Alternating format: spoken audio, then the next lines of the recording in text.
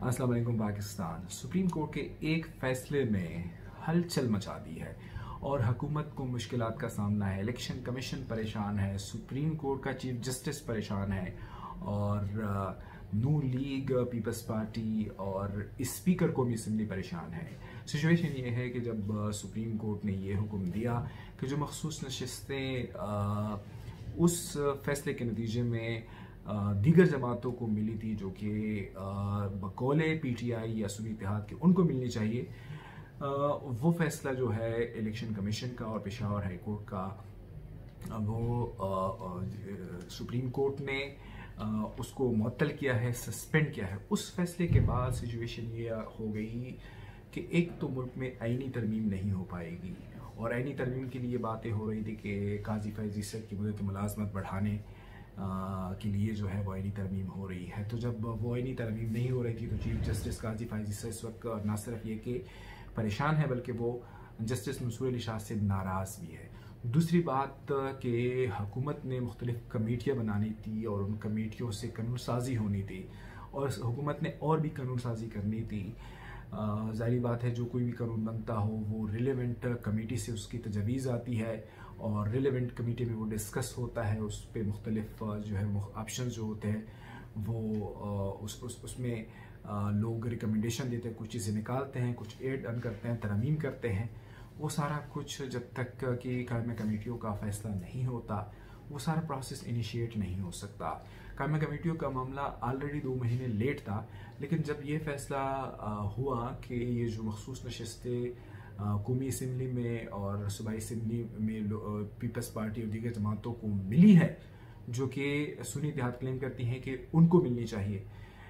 वो जब उन सीटों के बारे में सुप्रीम कोर्ट ने फैसला किया तो अब जो रेशो है कायमा कमेटियों में कि अपोजिशन को कितनी जो है कमेटियाँ उनकी सरबराही मिलेगी और हुकूमत को कितनी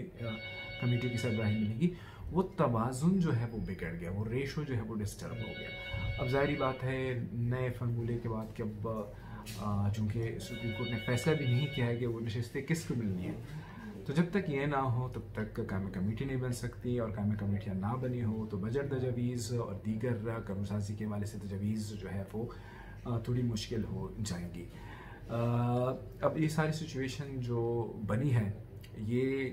जस्टिस मंसूर अली शाह के एक फ़ैसले की वजह से बनी है और उस फैसले में उस केस को उन्होंने 1 महीने तक इल्तिवा में डाला है, मुलतवी किया है। 1 महीने तक जब उन्होंने ये मुलतवी किया है तो इसका मतलब है कि ये प्रोसेस अब 1 महीने तक नहीं होगा। और इसके ऊपर एक बात जो है वो ये है कि इलेक्शन कमीशन भी इस हवाले से फैसला नहीं कर सका कि अब हमें किस को डी नोटिफाई करना है और किस का नोटिफिकेशन जो है वो हमने सस्पेंड करना है, क्योंकि ये जो मामला है अब इसमें ये जो नई तनासब उनको मिली है तो उसमें इलेक्शन कमीशन के कानूनी माहिरीन जो है वो भी कंफ्यूज हैं। सो इस पूरी सिचुएशन में मुल्क में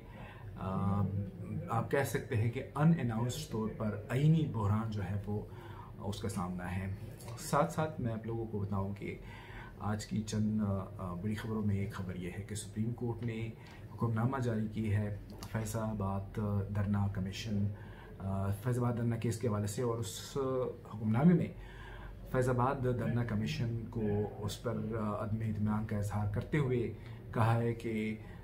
मुख्तलिफ जो फरीक़ैन थे उसको मुतवाज़ी उनको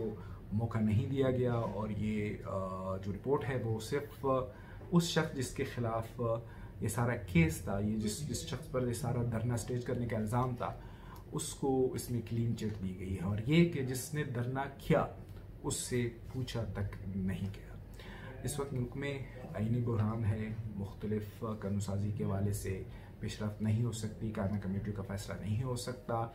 इलेक्शन कमीशन भी फ़ैसला नहीं कर सका कि सुप्रीम कोर्ट का जो फ़ैसला है उस पर किस तरह अमल किया जाए, किस को डिनोटिफाई किया जाए।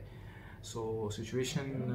बहुत नाजुक है। देखते हैं कि सारी सिचुएशन में जब काजी फैज़ ईसद नाराज़ है, गुस्से में भी है, जिससे मंसूर अली शाह से बात भी नहीं कर रहे हैं, वो अब आगे से क्या स्टेप लेते हैं। हुकूमत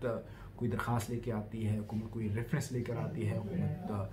जो है वो कोई ऐसी कानून साजी लेकर आती है जिससे